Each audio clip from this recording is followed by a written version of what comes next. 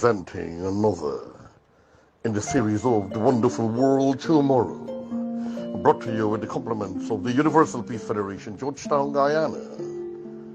And I'm your host, Brother Hajji, Roshan in association with Church Leader, Unification Church, True Parents Church, UPF Guyana General Secretary, Ronald McGarrigle.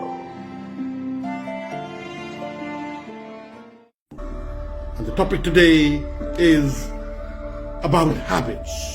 How to break the bad, how to make the good.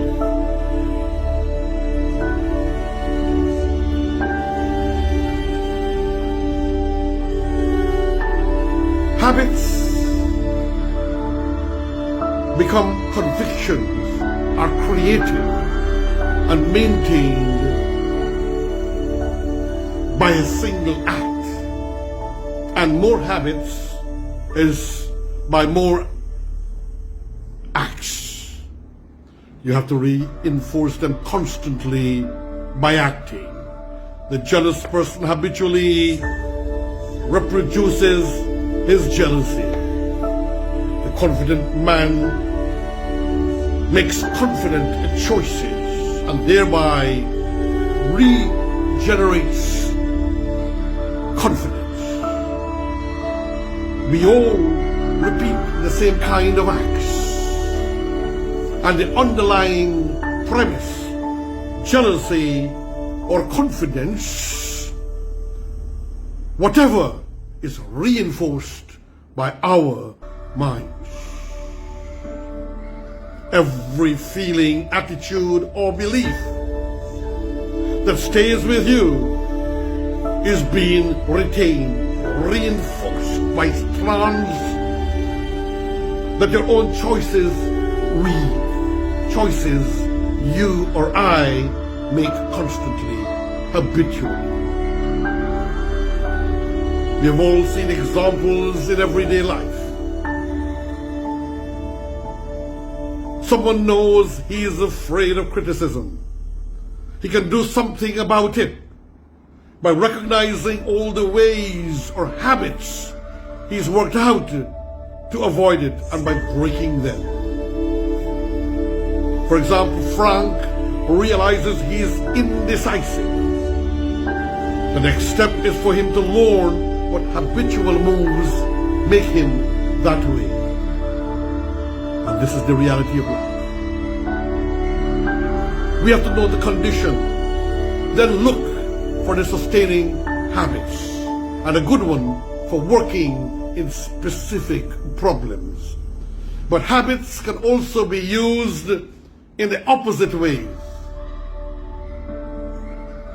Take a known habit and use it to hunt out the condition.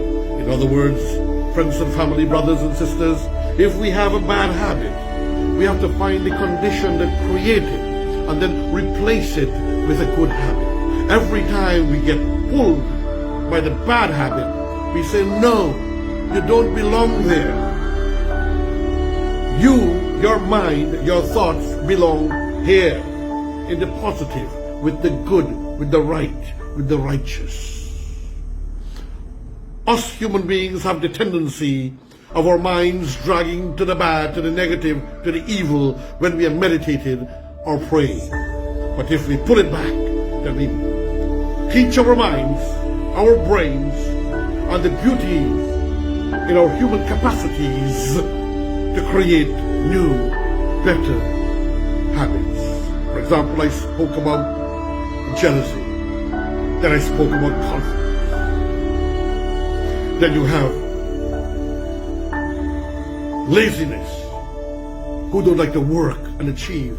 Then you have those who like to work and achieve. So we have to change that habit by our thought. Those habits need to be gone out of our life, and we have got to be able to be strong. For example, some of us don't like to be criticized. If you criticize, you get upset, you get annoyed, you get painful, you get depressed. But the fact is, that is a negative habit.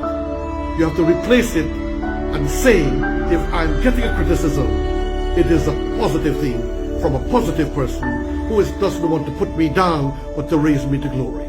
So we have good habits as human beings and we have negative habits. Let's look for the good in what appears at times to be negative or bad or critical. Your friend, your brother, me, Hajji Dr. Roshan Khan, saying thank you for tuning into this once again, the Universal Peace Federation, Georgetown, Guyana. On behalf of Reverend Dr. Ronald McGarren, General Secretary, and yours truly, and the leadership of the Universal Peace Federation, Georgetown, Guyana, we say thank you for tuning in and strive to be the better you. For you are the master, the architect of your character and personality. Bless you. Farewell.